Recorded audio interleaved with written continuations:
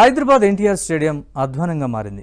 ఎన్నో సాంస్కృతిక కార్యక్రమాలకు కేర్ ఆఫ్ అడ్రస్గా నిలిచిన ఎన్టీఆర్ స్టేడియం ప్రస్తుతం డంపింగ్ యార్డ్ని తలపిస్తోంది.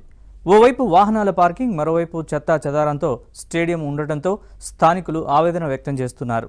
వచ్చిన తర్వాత ఇక్కడ ఒక చెత్త డంపింగ్ యార్డు వాళ్ళు అఫీషియల్గానే ఇచ్చినామని చెప్తుర్రు. మేము దీన్ని కార్పొరేటర్ గారితో కూడా కౌన్సిల్ అడిగిపిస్తే ఇది అఫీషియల్గా మేము ఇచ్చినాము, ఇక్కడ వేసి ఇక్కడ నుంచి తీసుకెళ్ళి మేము అక్కడ వేస్తా అంటారు.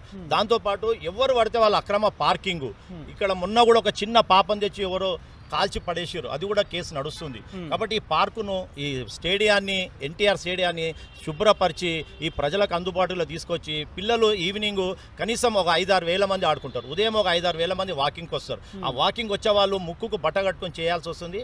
ఇక్కడ ఇంతకుముందు జిహెచ్ఎంసీ కంట్రోల్లో ఉండింది కాబట్టి అన్ని గేట్లు మూసేసి ఒకటే గేట్ ఉంటుండే.